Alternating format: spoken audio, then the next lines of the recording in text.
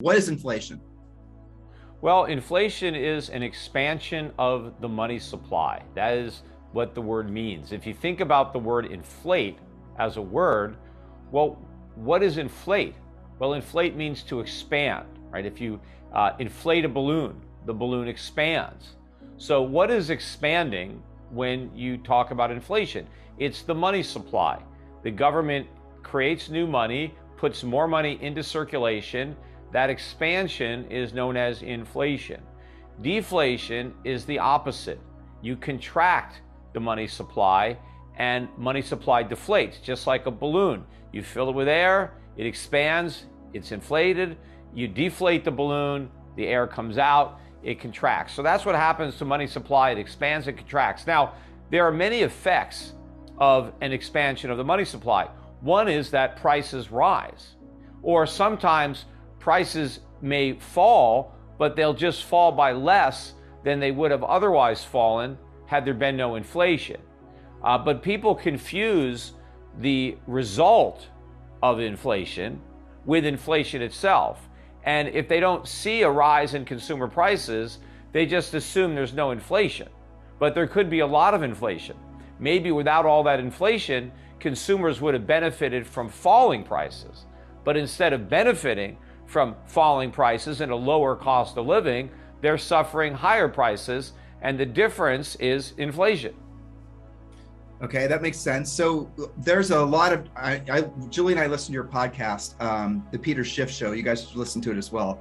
So you've been talking a lot about inflation. You've been talking about inflation really, since we started listening to you years ago, but a lot in the last 2 years. And so the normal rate of inflation is the next question, but I know the normal rate all depends on what the government is doing to, what consumer prices and whatnot it's tracking to really come up with the normal inflation rate. But what is historically the normal rate of inflation, and what are you seeing that's happening now? Well, there is no normal rate. Ideally, if you're talking about prices, consumer prices, because most people, when they talk about inflation, talk about, consumer prices.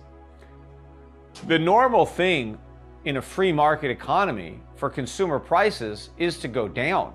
That's what's normal. And in fact, if you look at the US economy in the 18th century, right, from 1800, or rather the 19th century, the 1800s, from 1801 to 1900, prices fell for 100 years. The general price level in 1900 was half of what it was in 1800. So prices were cut in half over 100 years.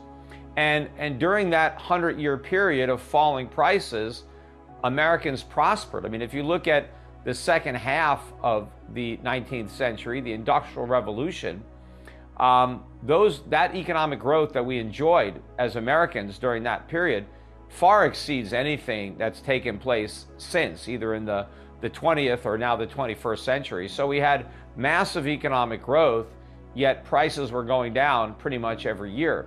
So we don't get that anymore. We get rising prices. I don't know what the normal rate, the historic average rate is certainly lower in the last decade than it has been. But a lot of that is based on the way the government measures prices. Because over time, the CPI, right, or some of the other official government yardsticks have been dramatically altered so that no matter how much prices go up, the CPI doesn't really reflect that. And I think that is by design. The government creates inflation deliberately for its own purposes, its own benefit, but then it wants to cover up the effects of inflation so the public doesn't complain and the Fed can continue to justify its monetary policy. But, if we still measured prices using the exact CPI that we used to measure them in the 70s, I think the annual gains would already be well into the double digits. In fact, for 2021, the first digit may be a 2, not even a 1. That's how bad it already is. And it's going to be even worse in 2022. So paint us a picture about that, Peter. What do you believe is the real, if you can? Because I've heard you talk, and you just mentioned that how they report it isn't exactly covering everything. It's mixed statistics. What do you think the real rate of inflation is now? And paint us a picture for a year out. Where are we headed? Well, it's high. I think it's double digits. It's north of 10% and headed higher. And there's no relief in sight. If anything, it's going to get worse, because from the government's perspective, allowing inflation to get worse is better than fighting it. Because if they fight it, they're going to immediately set off a chain of events that is politically a non-starter, right? If the federal government or the Fed were to fight inflation, we would have not only another real estate crash, stock market crash, bond market crash, we'd be in a depression, and the US government would have to slash spending. I mean, we wouldn't be talking about how much new stimulus we're going to get. It would be how much of the old stimulus are we going to lose, right? The government would have to contract. See, there's a big difference. If you look at where we were in the housing bubble that kind of popped, in 07, right? The Federal Reserve under Greenspan lowered interest rates to 1%. That was a mistake. And then it took the Fed a long time to get back up to around 5%. That was also a mistake. And during that period of time, we inflated this housing bubble, but at least the Fed tried to normalize interest rates.